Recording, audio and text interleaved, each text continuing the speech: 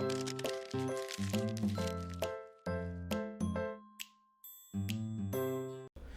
guys, welcome to our review of the Samsung Galaxy Tab S2. Samsung announced this a while back, and here is our full review of Samsung's latest tablet. The first thing you notice about the Tab S2 is a very thin tablet, and Samsung has done a very good job in designing this. This is an 8-inch tablet here, and it packs a pretty powerful processor here.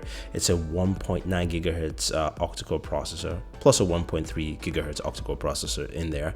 So you've got a solid processor base with 3 gigs of RAM altogether. Now, as we zoom in, you can see there it's got an 8 megapixel camera in the rear with autofocus, and there's a 2.1 in the front. Now it's got a built-in battery in there, and the little rivets you see right there for the keyboard cover and things like accessories and things like that. Now, taking a look at just how thin it is. Now, that's the Galaxy Note 5 on my right, and you can see how thin it is compared to the Galaxy Tab S2. We've done a good job making this a very thin tablet, and we know the Note 5 is pretty thin. So I do like the fact they've made this thin, light, and of course portable for the average consumer. So picking this up, now granted, I do have big hands, so it will look small in my hands, but you can see that display, 8 inches. It is a smudge magnet. I didn't wipe it off because I wanted to show you that, but it's an 8-inch display. It's a QXGA display, 2040 by 1536 Super AMOLED display. You've got your speakers on the side, micro USB, headphone jack, all at the bottom side of the tablet, and the top, there's pretty much nothing there. And then on the right hand side, you do have your power, volume, as well as your SD card expansion slot. Yes, it does have an SD card expansion slot. Now, this whole thing is built with plastic and some metal lining, but it still feels very nice and premium here all around. That display is lovely. I love the look of the display. It's one of the best features of this tablet. Looking at content really is sharp, it is vibrant, and I think a lot of people will love using this tablet for that. You get a very good visibility, especially in low light situations. You can see there my brightness is actually pretty low there, and this thing looks absolutely amazing. I do like that. Now, this is running Android 5.1.1, so you're getting the latest version of Android on here, of course, with TouchWiz overlay.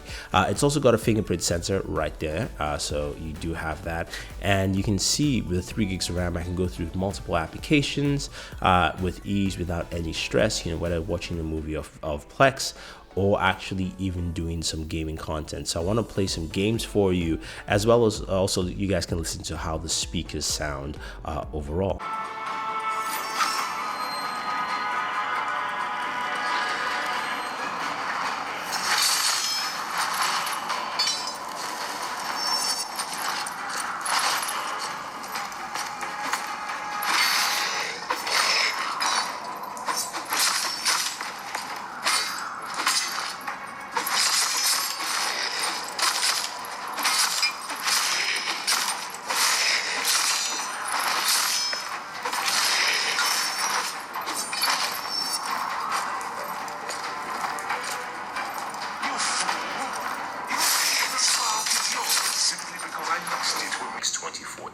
In terms of styling, features, and some of the specs in general. It's still a very well-built device with a nice premium metallic band finish, and also just a nice solid feel. Now, we do have the carrier version from AT&T, which is priced at $249 on contract, $22 on the monthly payment plan, next plan, as well as $682 off contract from AT&T. So the first thing you notice is got the Galaxy Tab S2 8.0 handles games very well. It does heat up a little bit, but the processor handles gaming flawlessly.